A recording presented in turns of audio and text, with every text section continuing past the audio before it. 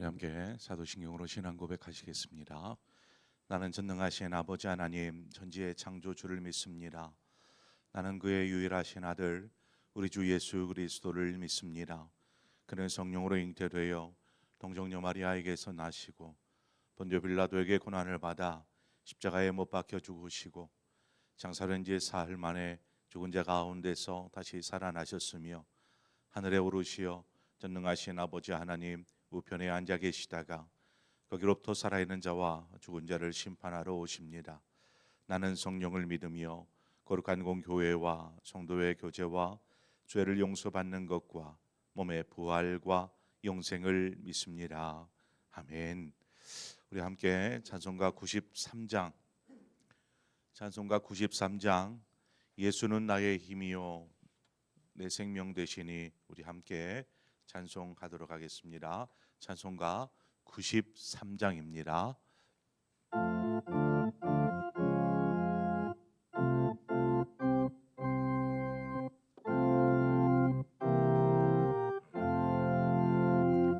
예수는 나의 힘이요 내 생명 되시니 구주 예수 떠나 살면 죄 중에 빠지리 눈물이 앞을 가리고 내 맘에 근심 쌓일 때 위로하고 힘주시리 주 예수. 예수는 나의 힘이요 내 친구 되시니 그 은혜를 간구하며 풍성히 받으리 햇빛과 비를 주시니 추수할 곡식만 도다 귀한 열매 주시느니 주 예수. 예수는 나의 힘이요 내 기쁨 되시니 그 명령을 준행하여 늘 충성하겠네 주야로 보호하시며 바른 길 가게 하시니 의지하고 따라가리 주 예수. 예수는 나의 힘이요 내 소망 되시니 이 세상을 떠나갈 때 곧 영생 얻으리 한없는 복을 주시고 영원한 기쁨 주시니 나의 생명 나의 기쁨 주 예수. 아멘. 하나님 말씀 보겠습니다. 열왕기상 15장 23절과 24절 두 절의 말씀입니다. 열왕기상 15장 23절과 24절 우리 두 절의 말씀이니까 우리 함께 한 목소리로 합독하도록 하겠습니다. 함께 읽겠습니다. 아사의 남은 사적과 모든 권세와 그가 행한 모든 일과 성읍을 건축한 일이 유다 왕 역대 지략에 기록되지 아니하였느냐. 그러나 그는 늙음하게 발에 병이 들었더라. 아사가 그의 조상들과 함께 잠에 그의 조상들과 함께 그의 조상 다윗의 성읍에 장사되고 그의 아들 여호사밧이 대신하여 왕이 되니라. 아멘. 사람이 참 처음부터 끝까지 한결같다. 참 그 좋은 말인 것 같아요. 한결같다. 이처럼 사람이 태어나서 죽는 그 순간까지 한결같으면 얼마나 좋겠습니까? 그런데 한결같던 마음도 어느 순간 꺾어지고 뭐 이런 모습들을 보게 됩니다. 우리가 그 이스라엘 왕 하면 가장 위대한 왕으로 다윗을 꼽지 않습니까? 다윗 역시도 하나님의 마음에 합한 자다라는 말을 듣습니다. 어렸을 때부터 그가 죽는 때까지 그렇게 하나님의 마음에 합한 자처럼 살았지만 그의 삶에도 한결같이 못할 때가 있었어요. 한결같이 못할 때. 그래서 자신의 삶에 오점을 남기죠. 다윗이. 이처럼 인간의 연약함은 항상 우리의 그림자처럼 우리를 따라다닙니다. 그래서 어느 순간 연약함에 거꾸러지게 하고 넘어지게 하고 이러한 모습들을 보게 됩니다. 우리는 그래서 한결같은 삶을 살기 위해서 무엇보다도 하나님 앞에서 믿음 안에 신앙 안에서 한결같은 삶을 살기도록 힘써야 합니다. 아사 왕이 이제 죽음을 맞이했습니다. 그런데 그의 삶을 이렇게 되돌아보면 그의 삶에도 몇 가지 오점이 남겨져 있었습니다.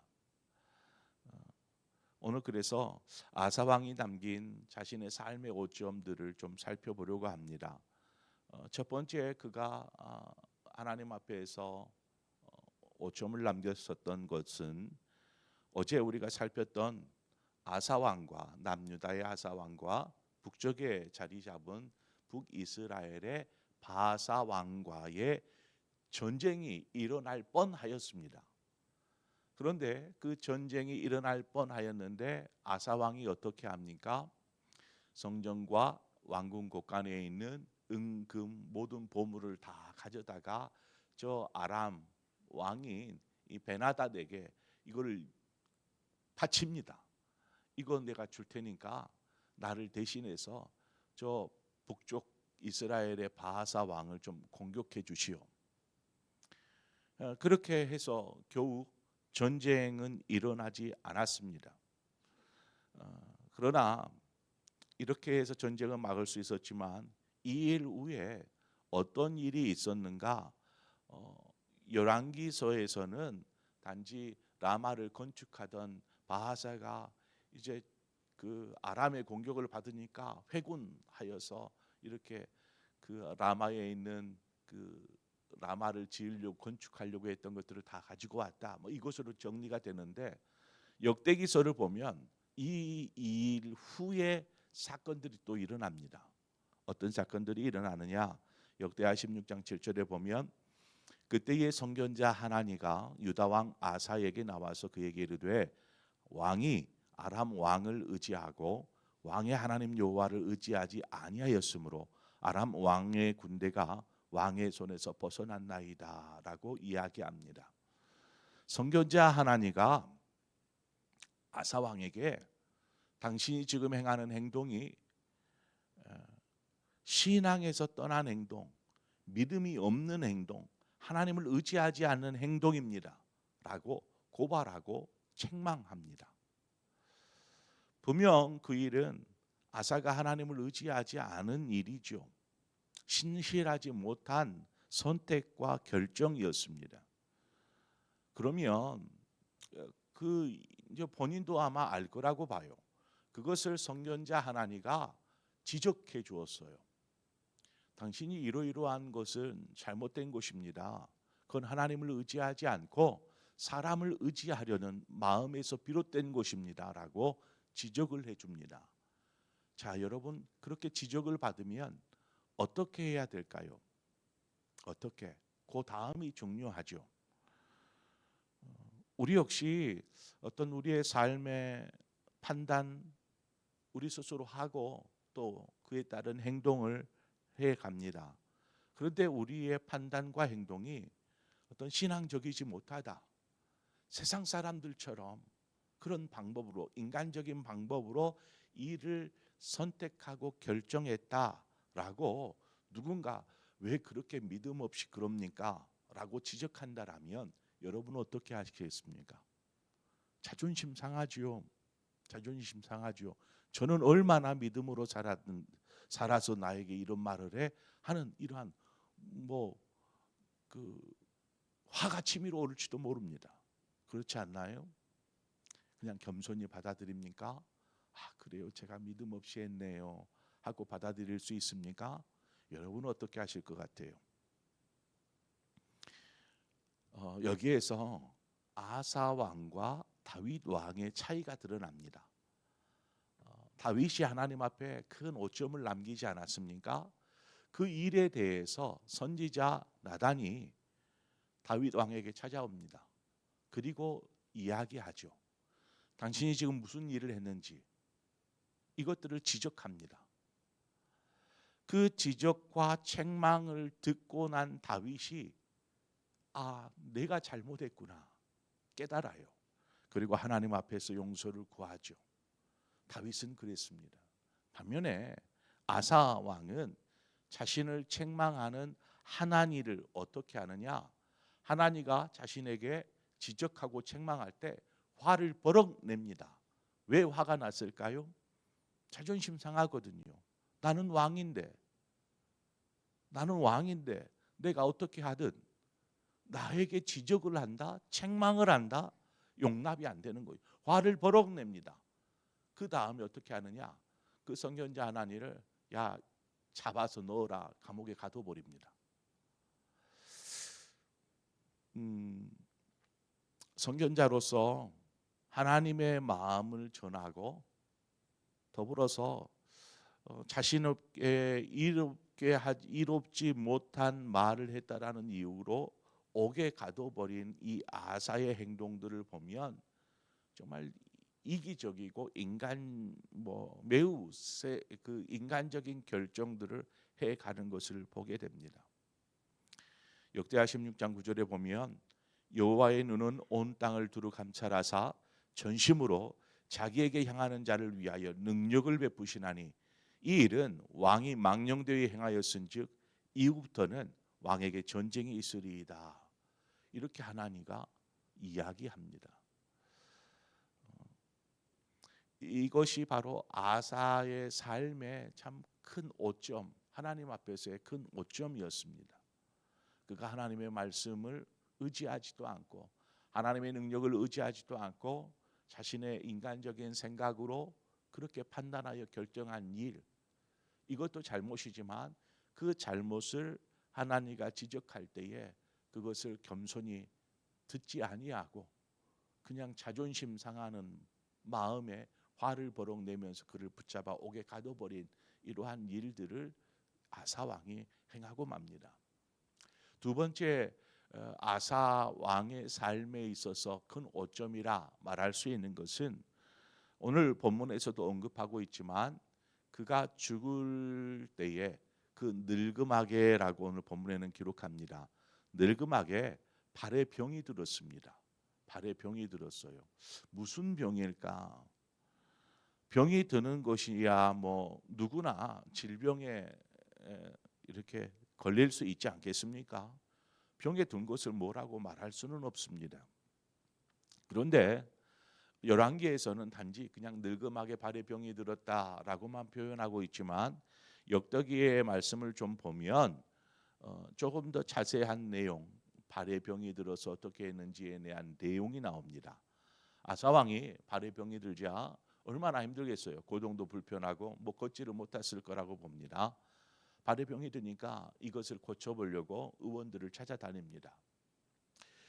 여러 뭐 왕이니까요. 온갖 뭐 명의라 말하고 하는 의원들은 다 불러다가 자신을 진찰케 하고 치료케 하고 좋은 약이란 약은 다 먹어보지 않았겠습니까? 역대하 16장 12절에 아사가 왕이 된 지 39년에 그의 발이 병들어 매우 위독했으나 병이 있을 때에 그가 여호와께 구하지 아니하고 의원들에게 구하였더라. 이렇게 기록하고 있습니다. 그가 39년 왕이 되어서 다스린 지 39년이 되었을 때입니다. 그가 남유다를 41년 동안 다스리고 죽거든요. 그러니까 죽기 2년 전에 발에 병이 든 거예요. 죽기 2년 전에. 죽음의 원인이 이 발에 병이 들었기 때문에 죽었는지 그것은 명확하게 알 수 없지만 이 발에 병이 들었다라는 것과 아사의 죽음은 분명히 깊은 연관성이 있으리라고 봅니다. 여하튼 문제는 그가 발에 병이 들었을 때 이 병이 들어서 이것으로 인하여서 위독하게 됩니다. 어떤 병인지는 알 수가 없어요. 근데 그것이 생명을 위협할 만큼의 병이었다라는 것이죠. 이때에 그가 하나님 앞에 구하거나 하나님을 의지하지 않고 의원들을 찾아다녔다라는 것입니다. 그 문제를 지적하는 것이죠. 하나님을 의지하지 않고 사람을 의지하였던 아사의 모습을 그 인생 말년에도 또 보게 됩니다. 앞서도 그가 북이스라엘의 바사와 전쟁을 치를 뻔할 때에도 그가 인간적인 마음, 사람을 의지하잖아요. 아람의 베나닷을 의지하여서 그 하나님 성전의 곳간에 있는 보물을 다 끄집어내다가 바치가면서 나를 좀 도와주시오 했던 사람을 의지했던 아사왕, 그의 말년에도 그의 몸에 병듦을 인하여서 사람을 의지하는 모습들을 보게 됩니다. 여러분, 그렇다고 해서 내가 병들었는데 병원 가지 말고 뭐 기도만 하라, 뭐 이것은 어리석은 방법입니다. 지혜롭게 하나님께서 의사를 준 것은 의사를 통해서 또 치료케 하시고 또 하나님의 능력으로 치료하실 거면 또 그렇게 치료하실 것으로 믿습니다. 그런데 방법적인 문제의 차이예요. 그저 하나님께 구하지도 의지하지도 않고 그냥 인간적인 방법만을 쫓아 생활했던 그 병을 고치려고 했던 아사 왕의 모습, 우리가 만약에 병이 든다면 여러분 어떻게 해야 합니까? 하나님 앞에 기도해야지요. 기도해야지요. 하나님 도와주십시오. 하나님 도와주십시오. 그런다고 가만히 있으면 안 됩니다. 병원 가야지요. 하나님께 또 의사의 손길을 통해서 치료하실 테니까. 그런데 먼저 우선되어야 될 것은 하나님이 우리의 삶의 우선인 줄 믿습니다. 기도하는 거예요. 하나님을 의지하는 것이죠. 그거 어려운 일입니까? 어려운 일 아니잖아요. 하나님 도와주십시오 라고 구하는 거, 그 어려운 일 아닙니다. 그런데 그것을 못해요. 그냥 어디 아프면 빨리 병원 가야지 이 생각만 해요. 신앙적인 삶이 필요합니다. 아사가 그 생명의 위독함 그때에 사람을 의지합니다. 아사의 말년의 모습이 이와 같았다라는 것은 아사 왕이 되어 하나님을 신실하게 따랐다라면 그가 후에는 차츰 하나님 앞에서 좀 멀어졌다거나 교만하여졌다거나 이런 모습들을 이렇게 보여주고 있습니다. 성경에 나타난 아사의 삶의 오점 두 사건입니다. 그 외에는 아사의 삶을 잘 알 수 없으니까 이 일이 이러한 일 때문에 아사가 하나님을 전적으로 의지하지 않았기 때문에 남유다의 선왕을 꼽으라고 하면 아사가 들어가기도 하고 나오기도 합니다. 왜냐, 그가 어린 나이에 왕이 되어서 정말 대단한 일을 하지 않았습니까? 우상 숭배, 할아버지 때부터 쭉 이어오던 그 우상 숭배를 근절하고 하나님 앞에 바르게 이스라엘을 그 남유다를 세우기 위해서 얼마나 힘씁니까? 심지어 할머니의 태우의 휘를 패할 정도로 단호하게 이 죄악을 끊어내고 하나님 앞에 바르게 세우는 나라를 만들려고 힘쓰지 않았습니까? 그것을 볼 때 아사는 선왕이었다라고 이야기하지만 이러한 오늘 제가 말씀드린 두 가지의 오점을 남기는 이 사건으로 그가 선왕에서 탈락하는 경우도 있습니다. 열왕기에서는 아사 왕에 대한 기록들에 대해서 그의 어떤 부정적인 부분들은 많이 삭제를 한 것 같아요. 단지 그가 하나님 앞에서 정직하게 행하였고 또 일평생 하나님 앞에서 온전하였다 이렇게만 기록하고 있는데 역대기에서는 그냥 지적합니다. 그의 삶에 어떤 오점들을 남겼는지. 자, 그러면 여러분이라면 아사 왕을 평가할 때 선왕이라 평가하시겠습니까? 아니면 그렇지 않다라고 평가하시겠습니까? 우리가 어떤 삶을 이 사람은 참 믿음 없어라고 평가할 만한 그러실까라는 생각을 해봅니다. 우리 역시 오늘 본문의 아사 역시 조상에게로 돌아갑니다. 죽었다라는 거지요. 우리 역시 죽음을 맞이할 것입니다. 결국 하나님 주님께서 말씀하실 때 너희가 판단하는 대로 너희도 판단받으리라 이야기합니다. 그래서 우리가 저 사람 믿음 없어, 저 사람은 믿음이 참 좋아 라는 판단, 섣불리 판단할 것이 아니고 겸손하게 믿음이 좋은 사람의 모습을 보면 나도 저 사람처럼 믿음 안에 살아야지 이렇게 생각하고, 믿음이 없는 사람의 모습을 보면 그것을 탓하기 이전에 그 사람을 믿음 안에 끌어주는 이러한 사람이 멋진 사람이 아닐까요? 우리가 하나님 앞에 섰을 때 하나님 앞에서 분명히 심판받게 될 것입니다. 판단받는다라는 것이죠. 그때에 우리가 부끄럽지 않도록 우리의 삶을 통해서 할 수 있는 대로 하나님 앞에서 순결하고 무엇보다도 한결같은 믿음의 삶, 신앙의 모습으로 우리가 우리의 남은 인생을 살아야 할 줄 믿습니다. 그 인생을 사시는 우리 저와 여러분의 삶이 되어지기를 주님의 이름으로 축원을 드립니다. 함께 기도하겠습니다. 참 좋으신 하나님 아버지, 사람이 변함없이 한결같이 그렇게 믿음 안에서 하나님을 의지하며 사는 그리스도인이 된다면 얼마나 좋겠습니까? 하나님, 우리 역시 그런 삶을 살고 싶고 소망합니다. 그러나 우리의 연약함이 항상 우리의 그림자처럼 따라다니며 우리를 넘어뜨리고 또 무너뜨리게 합니다. 다윗 왕도 아사 왕도 이러한 인간적인 모습으로 넘어지기도 하고 이러한 모습들을 보게 됩니다. 하나님, 그러한 연약함 중에서도 우리가 주님을 구하고 주님 앞에 나아갈 때에 우리를 불쌍히 여기시고 긍휼히 여겨 주시옵소서. 무엇보다도 우리가 늘 하나님의 말씀 앞에 겸손히 서는 자 되어서 말씀 속에서 하나님께서 우리의 삶의 모습들을 지적하고 책망한다라고 느껴질 때에 겸손히 주님, 제가 연약했습니다. 제가 부족했습니다. 제가 죄인입니다. 고백할 수 있는 믿음의 사람으로서 다시금 하나님 앞에서 믿음 안에서는 우리 모두의 삶이 되도록 인도하여 주시옵소서. 하나님, 우리의 일평생토록 이렇게 믿음 안에 사기를 소망합니다. 주님께서 우리의 삶 가운데 늘 함께 하심을 믿고 오늘 또 믿음 안에서는 우리 성도들 되게 하여 주옵소서. 예수님의 이름으로 기도합니다. 아멘. 네. 제가 어제 오늘 말씀을 생각하면서 우리가 함께 하나님이 나에게 주신 말씀이 무엇일까 생각하면서 나에게 주신 말씀이 있으면 그걸 가지고 기도하기를 소망합니다. 제가 어제 병원에 가서 병상 세례를 하고 왔습니다.